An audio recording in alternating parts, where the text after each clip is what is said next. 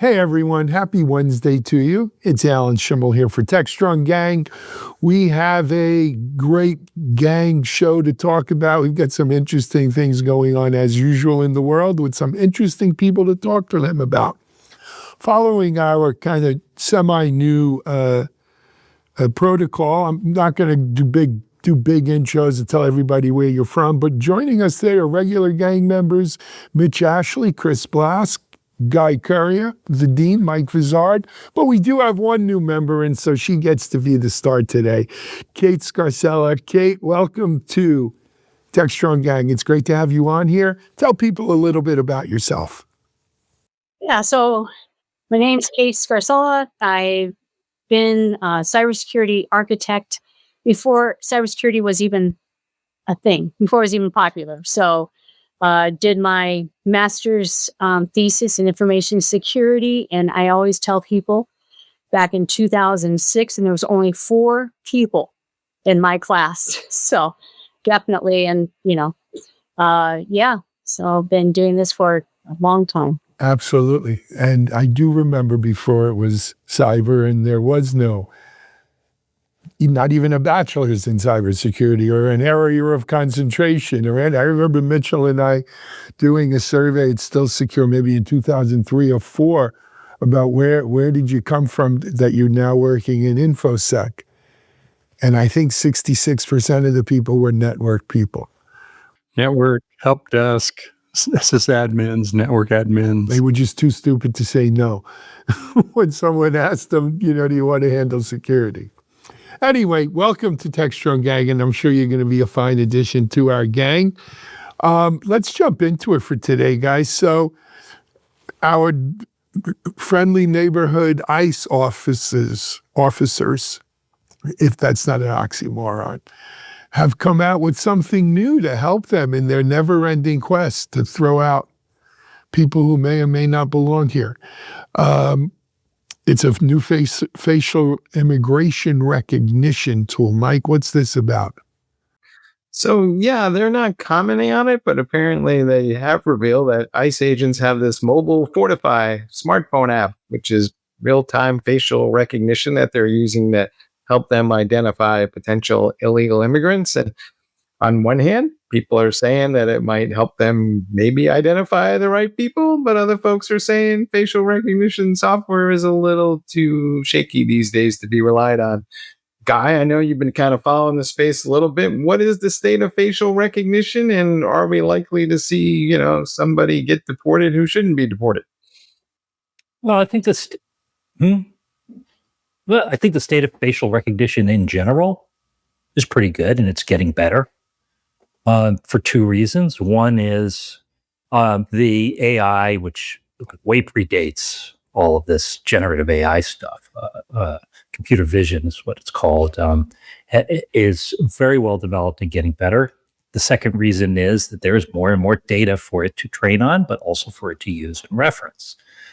Whether your typical, person of interest to ICE has any kind of extensive facial data in a database somewhere, that I have no idea, but I suspect it's less than those of us on this call who live in a privileged class that gets to fly around all the time. So we've all been through TSA several times, if not dozens of times by now, and had our image taken and used for recognition purposes.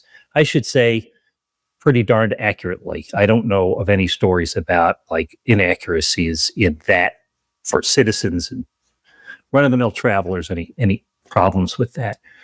Nonetheless, I find this one of the most concerning developments I have seen in this whole, I don't know what to call it. I hate to use the word immigration, or I hate to use the word deportation. Legally speaking, a lot of this doesn't have to do with any of that. It just has to do with identifying persons of interest, undesirables, singling them out, pulling them out, and doing stuff with them, using ICE as the agency for that.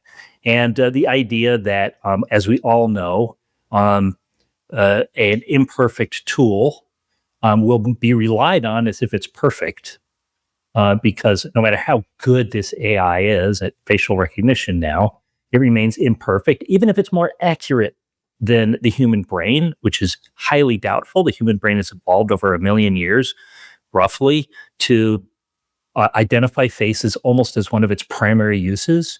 But even if it's more accurate than that, the real problem remains in AI, the human problem, that it looks so easy and so quick that people just think it's just doing what it's supposed to do every time, even when it's not. Now, I will add one last thing, which is there still remain in this country legal processes for dealing with things like false identification. But by then, the punishment has already been You've meted been out. sent to South Sudan. Well, even if you're not, Alan, you've just been pulled out, singled out. You got to reach out to family members, a lawyer, somebody. Maybe you're being incommunicado. The damage is already done. So I think this is a pretty damn dumb idea on about 1,000 levels. Chris, I gotta go first. I'm sorry. All right. So I got a few things to say about this. So you're trying to tell me that they weren't doing racial stereotyping and just picking brown people all this time? Let's not, oh boy, because that is one real black hole in facial recognition that still hasn't been patched. It's funny you say black hole because it's had a problem with black people. Mm-hmm. You're right. I'm ashamed I didn't mention that myself. So go, yeah. Okay. Mm-hmm. And there isn't much of a jump from having a problem with black people to having a problem with brown people. And I think that's not where our problem is. Our problem is with the people using it. Right? A tool is as good as the people who use it. That's all I'm going. Go ahead. That technical issue remains.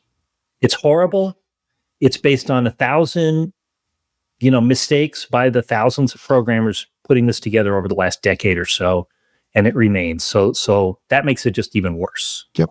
Chris, I know you have some thoughts. Yeah, this is just a Twilight Zone episode, right? The technology is fine. The technology does what it's supposed to do, right? This is my Minority Report without the precogs, right? We're running facial matches on the street, feeding into a central intelligence grid and calling it AI. And to the point I think both of you were making, there's no audit trail, no public accountability, and no verified accuracy. But other than that, it'll work fine. So we find ourselves in these situations with advanced technologies where we're mirroring flaws in ourselves, right? And you touched on this with racial profiling. We all know this as security people, right? When you're crossing a border, or you're as a human sorting through large numbers of people, you profile. You're looking for people who look like, I don't know, me, right? Long hair, hippie looking folks, or, some other stereotype. And with humans in the loop, maybe, again, let's not go down that rat hole. We haven't been great at this, but we're going to automate the same systems with no accountability, no auditing, and no verifiability. No. Guy, I'm sorry, go ahead, Kate. No, and one of the things that you said, Guy, was about training. We've had, these models that have been, so many images that we have trained. What about data poisoning? What about poisoning what are the controls to know that the models that we're training this facial recognition are good models? Do we know that? That's a really good point, Kate. What I was thinking about is, it's the quality of the tools and put into the quality of the people in the hands that those tools are being used in, right? And it can be their own training on how to use that. Facial recognition has been maligned to the point we've talked about of kind of biasing against or people of color, because it has been like Indian people, black people, etc. But it is an area that is got that's been part of AI since I worked in AI in the 80s. And it's all about image recognition. And it's not generative AI that you use for facial recognition. They use something called a convolutional network model or neural model, which is basically edge detection to trying to understand the structures of an image. And it's different when you're looking at a photo or a still image or a semi-still video versus somebody walking through an airport, you're trying, like they do on FBI on TV, right? The accuracy has gotten much better. I just question, is this just lipstick on a pig, on an ice pig? That, okay, so they're using facial, but are they using it effectively? Is it really helping? Is it just like, okay, move on? what we don't have a lot of trust in the process. Yeah, we don't have any trust in the process of what they're doing. So this seems more like a PR move than an actual let's use this to be better at our jobs. Guy, when you said a privileged class because we fly a lot, that's not the privileged class, my friend. The privileged class is that we're all white. Yeah, absolutely. Let's call it what it is. I have a question. I think it's Are we, both. are we sliding into a surveillance state in the name of Sliding? security? How about head first? Mm, We're already in a surveillance state. That's already. Go to London. And we're accepting it. It's not just London, it's New York, it's every It's here. city. I seem to remember Ben Franklin once saying something to the effect that if you sacrifice liberty in the name of security, you deserve neither. With all that, I'm gonna assume my cliche role. I think we're driving through an inflection point that leads to to potential positive ends. Right? I see this again in cybersecurity everywhere in the supply chain. Just yesterday, which will be 2 days ago when this airs. Having a bit of a knockdown, drag out down people who know about whether we really can know everything that's in the software all the time right now. And are we at that point we can actually do that? I think we are. We weren't last year, and we will be at some point in the future. Same with this. We've been accepting systems without the transparency and visibility. And I forget who mentioned it, but again, the penalty, you can get information now if you are really enthusiastic. If you really want to file the paperwork and get into it and spend the 3 to 6 months, you can get the transparency. That's not good enough and never has been. I think we're driving ourselves to a point where we have to decide whether we're going to accept opaque surveillance states or demand the transparency that we wrote down 250 or so years ago, right? So it's not just the surveillance state. It's a question of freedoms, of living your life free. If you don't have to be entangled with government and so forth. One of the things they always say about the state of Singapore, the country, nation of Singapore, city, state, whatever, is they traded their freedoms for security. They traded their freedoms for prosperity. And their constitution and their society reflects that, right? If you throw gum on the ground, you're going to be in trouble there. If you bring drugs in, it's a death penalty, right? That is the trade-off they made in Singapore. I think we're coming to a point here in the U.S. where we've got to decide, do we want to have that kind of trade-off? Do we want to give up some freedoms, not some, or at least some, freedoms and some of our constitutionally protected rights for maybe a better shot at prosperity? Or I don't even know why one would do it, to tell you the truth. But, are we willing to do that? As you point, Singapore is a particular case, and I'll just put it this way, all right? It's an isolated city-state, small.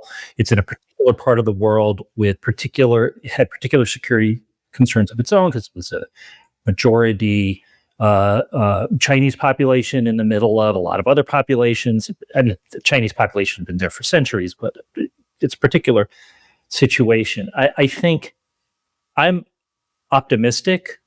My saying is the truth always wins. And the truth is that there is no security crisis in the United States. The truth is that the various stories around why we need to do crackdowns or have more security or send Marines into California or whatever, right? They're invented. They're bedtime stories for people who want to, feel or like invoke a 220-year-old. So the question is not whether reality will win, because the reality is that we don't need this kind of stuff. It's when. When is it going to win? But I'm optimistic that it will win in a reasonable amount of time, or maybe there's no reasonable amount of time, but in a certain amount of time, it will not perpetuate. Surveillance state has particular connotations to it as a phrase.